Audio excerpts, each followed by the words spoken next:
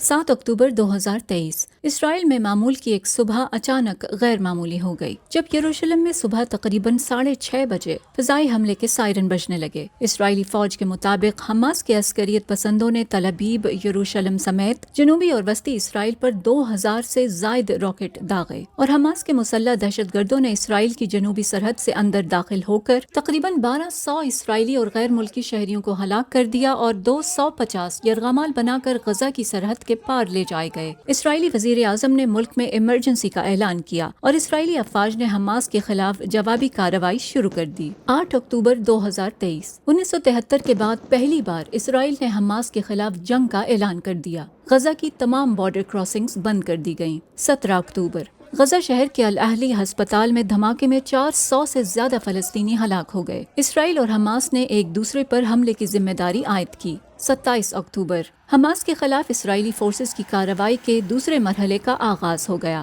غزہ کی پٹی میں اسرائیل نے بڑے پیمانے پر زمینی آپریشن شروع کر دیا۔ 24 سے 30 نومبر امریکہ، مصر اور قطر کی سفارتی کوششوں کے نتیجے میں عارضی جنگ بندی پر رضامندی۔ 150 یرغمالوں کے بدلے 240 فلسطینی قیدی رہا کیے گئے۔ 26 جنوری 2024 دی ہیگ کی انٹرنیشنل کورٹ آف جسٹس نے اسرائیل کو حکم دیا کہ وہ غزہ کی پٹی میں نسل کشی کی کارروائیوں کو روکنے کے لیے اقدامات کرے۔ اسی روز اسرائیل نے فلسطینی پناہ گزینوں کے لیے اقوام متحدہ کے ادارے اونروا کے کچھ کارکنوں پر 7 اکتوبر کے حملے میں شامل ہونے کا الزام لگایا، جس کی وجہ سے امریکہ اور کچھ دیگر ممالک نے عارضی طور پر اس کی فنڈنگ روک دی۔ 28 جنوری اردن میں ایک امریکی فوجی اڈے ٹاور 22 پر ایران کے حمایت یافتہ عسکریت پسندوں کے ڈرون حملے میں 3 امریکی فوجی ہلاک اور درجنوں زخمی ہوئے۔ 7 اکتوبر کی جنگ شروع ہونے کے بعد یہ امریکی فوج کے خلاف پہلا بڑا حملہ تھا۔ 29 فروری غزہ میں آٹا لینے کے لیے جمع ہونے والے فلسطینیوں کے ہجوم پر اسرائیلی فائرنگ، 100 سے زیادہ ہلاک اور 700 سے زیادہ زخمی۔ اقوام متحدہ اور عالمی اداروں کی شدید مذمت۔ 1 اپریل شام کے دارالحکومت دمشق میں اسرائیلی جنگی طیاروں نے ایرانی قونصل خانے کو نشانہ بنایا۔ حملے میں ایرانی پاسداران انقلاب کے ایک سینئر کمانڈر محمد رضا زاہدی مارے گئے۔ اسی روز 1 اپریل کو غزہ میں امدادی قافلے پر اسرائیلی فضائی حملے میں خیراتی ادارے ورلڈ سینٹرل کچن کے 7 کارکن ہلاک ہو گئے۔ 10 اپریل غزہ کی پٹی پر اسرائیلی فضائی حملے میں حماس کے رہنما اسماعیل ہنیہ کے 3 بیٹے مارے گئے۔ اسرائیلی فوج کے مطابق وہ حماس کے مسلح ونگ کے کارکن تھے، جبکہ اسماعیل ہنیہ نے اس کی تردید کی۔